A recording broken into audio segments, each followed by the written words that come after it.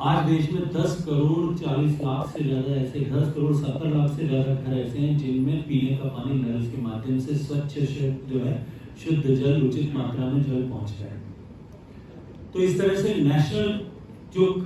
Total jump है that is 36%। लेकिन वहां से अगर मैं मेघालय को कंपेयर करूं तो Meghalaya was one of the states जिसका सबसे पुअर कवरेज था देश में। At the time of inception of scheme it used to be less than 1%, 0.75% के आसपास जो है वो कवरेज हुआ करता था। वहां से बढ़कर के मेघालय ने अभूतपूर्व प्रगति करते हुए आज मेघालय 41.5% पर पहुंचा है। तो नेशनल एवरेज में जो बढ़ोतरी हुई है वो 36% हुई, पर मेघालय की बढ़ोतरी 41% के आसपास है। आज हमने एक बार फिर रिव्यू किया है, इसमें जो कुछ चैलेंजेस हैं, जो कुछ बॉटलनेक्स हैं, जो कुछ इश्यूज थे, कैसे हम इस गति को बढ़ा सकते हैं, उनको रिमूव करके उस पर विस्तार से चर्चा की है। 6,30,000 घर जिनमें पीने का पानी पहुंचना है, उनमें से 2,61,000 घरों तक पानी ऑलरेडी पहुंच गया है। रिमेनिंग 2,81,000 घरों तक पानी पहुंचाने का काम ऑलरेडी अंडर प्रोग्रेस है,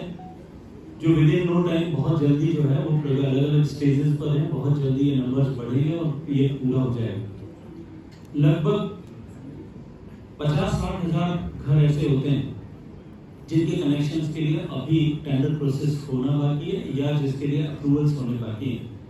हमने आज रिव्यू के बाद में अधिकारियों को निर्देश दिया है कि उस काम में भी गति लाई जानी चाहिए, ताकि हम देश के लिए माननीय प्रधानमंत्री जी ने 2024 का टारगेट रखा होगा, लेकिन मैं अभिनंदन करता हूँ मेघालय के माननीय मुख्यमंत्री जी का, तो उन्होंने हम नेशनल टारगेट से पहले मच अहेड हम 1 साल पहले उस प्रोजेक्ट इस टारगेट को अचीव करेंगे और मेघालय की माताओं बहनों को पीने के पानी लाने की अभिशाप से मुक्ति दिलाएंगे। इसके साथ साथ में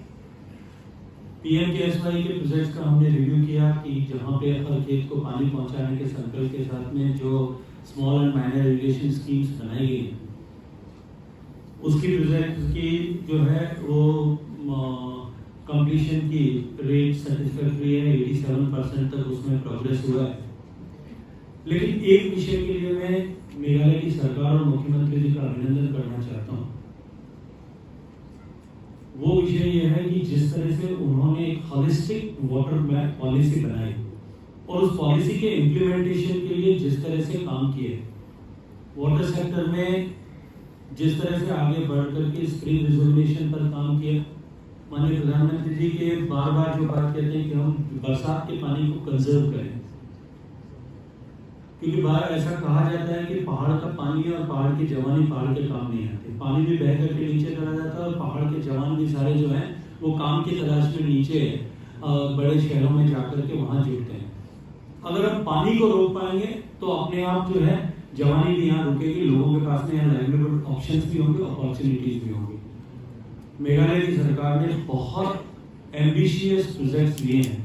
जो स्प्रिंग रिजर्वेशन के लिए और साथ ही साथ में जो वाटरशेड मैनेजमेंट के माध्यम से ग्राउंड पर सरफेस पर पानी को रोकने के लिए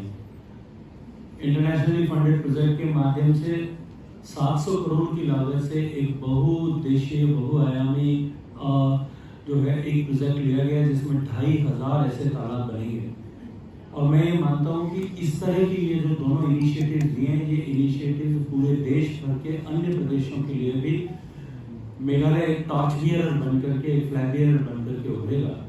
मैं इन दोनों विषयों के लिए माननीय मुख्यमंत्री जी का और मेघालय की टीम का अभिनंदन करता हूँ। स्वच्छ भारत मिशन में भी मेघालय का जो कमिटमेंट था, आपकी बार बरसात ज़्यादा होने के कारण से कुछ उसमें डिले हुआ है, कुछ व्यवधान हुआ है, लेकिन मुझे विश्वास है अभी जिस तरह का मुझे बताया गया, चर्चा की गई है कि वो प्रोजेक्ट भी हम जो है टाइमली पूरा कर पाएंगे। निश्चित रूप से